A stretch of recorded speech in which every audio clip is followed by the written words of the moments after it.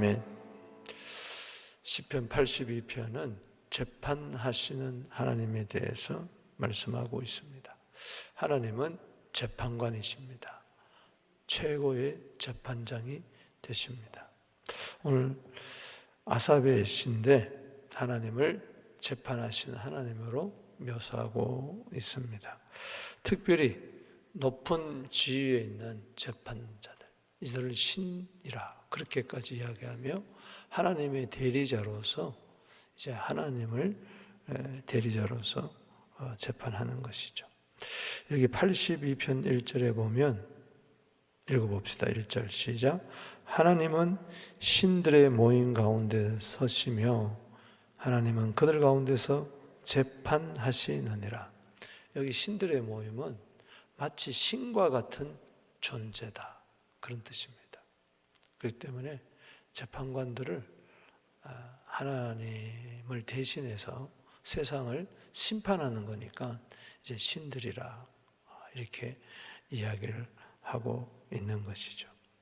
그래서 재판관들을 모아놓고 하나님께서 그 가운데 서시며, 서신다는 것은 이제 심판한 겁니다. 재판하시는 것이죠. 어제 신문에 보니까는 한인 최초로 우리 캐나다에서 판사가 나왔더라고요. 이제 첫 판사가 나왔어. 검사들은 있고 변호사들은 많이 있지만은 이 재판관이 된다는 것은 그만큼 엄격하고 그렇게 어려운 겁니다. 그래서 서드머리에 그 법원에 이제 발령을 받았더라고요. 참 자랑스러운 이야기죠. 많은 검사 이런 것을 거쳐가지고 드디어 이제 나라에서, 국가에서 재판관으로 임명을 했어요. 이거 마치 신적인 존재, 나라를 대표하고 국가를 대표하는 거니까 이제 그렇다는 거죠. 높은 지위에 있는 사람을 성경에서는 신이다. 그 지위와 그 모든 것들이, 명예가, 권력이 자신만을 위해 쓴 것이 아니고 바로 하나님의 뜻을 이 땅에 펼치라고 그렇게 세워준 거죠. 그래서 여러분이 남보다 좀 특별한 지위에 있는 사람들은 사명을 깨달아야 됩니다. 아멘. 자기만을 위해서 산다면은 그것은 잘못된 것입니다. 하나님이 재판하는 기준은 딱 두 가지예요. 첫 번째가 뭐냐? 2절 3절에 공의를 실현하고 있는가? 이제 그래서 2절에 보면은 너희가 불공평한 판단을 하며 악인의 납보기를 언제까지 하려느냐? 이제 하나님께서 불의한 재판관들을 모아놓고 내가 너희에게 권위를 주고 권한을 주고 사명을 주었는데 너희들은 도대체 뭐하고 있느냐? 왜 불공평한 재판을 하느냐? 왜 악인의 낯을 봐주는가? 언제까지 너희가 그렇게 하려느냐? 악인의 낯을 봐준다는 게 뭐예요? 뇌물을 받고 또 이런저런 불공정한 재판을 통해서 억울한 사람들이 생기게 하는 것이죠. 어느 범죄자가 유명한 말을 했잖아요. 유전 무죄, 무전 유죄. 돈이 있는 사람은 무죄로 판명이 되고 돈 없는 사람은 유죄로 판단된다. 그런 세상이라는 것이죠. 그래서 82편 오늘 3절 읽어봅시다. 시작. 가난한 자와 고아를 위하여 판단하며 곤란한 자와 빈궁한 자에게 공의를 베풀어라. 그래서 네가 공의를 베푸냐 안 베풀고 있느냐, 그것이 이제 기준이라는 것이죠. 힘이 없는 약자, 그 누구의 도움이 없으면 도저히 살아갈 수, 설 수 없는 그런 눌린 자, 없는 자에게 공의를 베풀라고, 정의를 베풀라고 하나님께서는 재판관들을 마치 신처럼, 지존자의 아들처럼 그렇게 세운 것이죠. 아모스서 5장 24절에 오직 정의를 물같이 공의를 마르지 않는 강같이 흐르게 할지어다. 아멘. 주님, 대한민국의 공의가 올바로 실현되게 하여 주시옵소서. 정치인들이 오히려 법을 아전인수격으로 자기 편리주의로 그렇게 법을 재판한다면은 어떻게 되겠습니까? 나라가. 두 번째는 기준은, 하나님의 재판 기준은 뭐냐? 사랑입니다. 공의의 또 다른 말은 사랑입니다. 사랑을 실천하고 있느냐? 그걸 주님은 재판하고 있습니다. 4절 말씀 읽어보겠습니다. 시작. 가난한 자와 궁핍한 자를 구원하여 악인들의 손에서 건질지니라 하시는도다. 공의의 목적은 단지 의에 있는 것이 아니고 그것을 올바로 세움으로 말미암아 없는 자, 힘이 없는 자, 억울한 자, 이런 자들을 건지는 겁니다. 구원하는 겁니다. 구원은 사랑입니다. 할렐루야. 여기 구원하라, 건지라, 이것은 사랑의 실천을 말하는 것이죠. 어떤 나라가 좋은 나라인가 아닌가, 이 판별하는 것 중에 하나는 잘 사는 사람들의 기준이 아닙니다. 얼마나 국민 소득이 많으냐, 그게 아니에요. 잘 사는 나라의 기준은 그 나라에서 가장 힘없는 자들, 연약한 자들, 가난한 자들, 노약자들, 어린이들, 소외된 자들이 얼마나 행복하게 사느냐, 거기 기준이 있습니다. 그런 면에서 우리 대한민국은 어떤가? 그래서 이 가나다를 잘 사는 나라로 하는 것은 복지, 혜택 이런 것들이 잘 돼 있다는 것이죠. 그래서 모두 다가 평등하게 인격적인 대접을 받고 있는가? 즉 사랑을 이웃에게 실천하고 있는가? 그런 것이죠. 법을 이야기하면서, 의를 이야기하면서 사랑은 없을 수가 많이 있습니다. 요한일서 3장 18절에 그래서 말과 혀로만 하지 말고 오직 행함과 진실을 해라. 말과 혀로만 사랑하지 말라.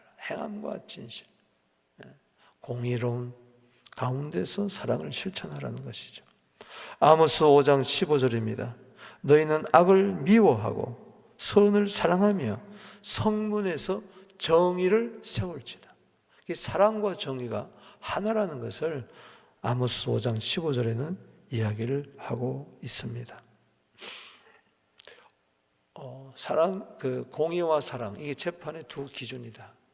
2절, 3절, 4절에서 이야기하고 이제 5절에서 7절은 이 공의와 잣대, 사랑의 잣대를 봤을 때 너희들 불의한 재판관들에 대한 심판을 여기 5절에서 7절에서 이야기합니다. 여기 5절 말씀에 그들은 알지도 못하며, 재판관들은 깨닫지도 못하며 흑암 중에 왕래하니, 어두움에 있다는 것이죠.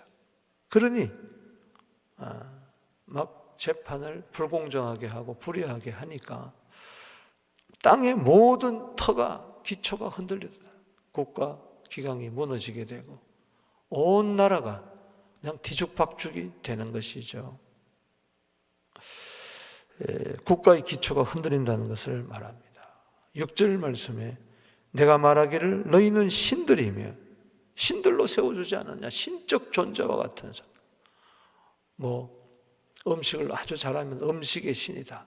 운동을 잘하면 운동의 신이다. 야구 잘하면 야구의 신이다. 그러잖아요. 신적인 존재와 같은 거죠. 탁월하게 하나님께서 그를 세워줬는데, 지존자의 아들들, 정말 지존자는 누굴까요? 하나님이잖아요.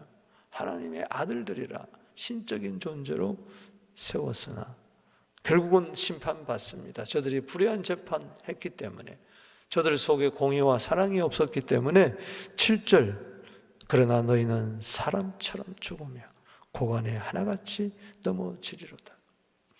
여기 사람처럼 죽는다는 것은 결국은 사람을 이야기할 때 여기서는 죄인을 이야기하는 것이죠. 고관은 남의 것을 착취하는 그런 자들을 여기서는 이제 대표적으로 높은 고관이라, 그렇게 결국은 심판을 받는다는 이야기. 말씀을 맺습니다. 우리 8절 말씀 한번 읽어보겠습니다. 8절 시작. 하나님이여 일어나사 세상을 심판하소서. 모든 나라가 주의 소유이기 때문입니다. 아멘. 재판하신 하나님, 최고의 재판장이신 하나님, 아직 우리 주위를 볼 때에, 이 나라를 볼 때, 전 세계를 볼 때에 불의한 재판관들이 득세하고 있습니다. 가진 자들이, 힘 있는 자들이 힘없는 자들을 못살게 굴고 있습니다. 주여, 이 땅에 공의가 어디 있습니까? 사랑이 어디 있습니까? 하나님 일어나서 재판하소서. 여러분, 우리도 결국은 적응해 보면은 하나님의 심판대 앞에 섭니다. 어쩌면은 우리는 왕 같은 제사장이에요. 우리는 이 땅의 신적인 존재입니다. 아멘. 우리 이상 지존자의 아들이 어디 있겠습니까? 하나님은 우리에게 자녀되는 권세를 줬어요. 할렐루야. 우리는 이 땅에 어떻게 살아야 되겠습니까? 로마서 14장 10절에 누구나 할 것 없이 하나님의 심판대 앞에 선다 그랬습니다. 하나님이 재판하실 거예요. 한 번 죽는 것은 정한 이치요, 그 후에는 반드시 심판이 있습니다. 의인에 대한 심판도 있고 악인에 대한 심판이 반드시 있습니다. 하나님은 그날에 가서 물어볼 것입니다. 딱 두 가지를 물어볼 것입니다. 너 얼마나 공의롭게, 바르게, 의롭게 살았느냐. 또 하나는 넌 얼마나 사랑을 베풀면서 사랑을 실천하며 살았는가. 이 두 가지 기준에 따라서 상벌이 결정이 될 것입니다. 우리가 어떻게 의롭게 살 수가 있습니까? 욕심이 많은 내가 어떻게 베풀며 나누며 섬기며 사랑을 실천할 수가 있습니까? 내 힘으로 안 됩니다. 십자가로만 됩니다. 할렐루야. 십자가는 바로 하나님의 공의와 하나님의 사랑의 결정체입니다. 하나님께서는 공의로운 재판을 하셨어요. 죄인에 대한 심판을 하셨어요.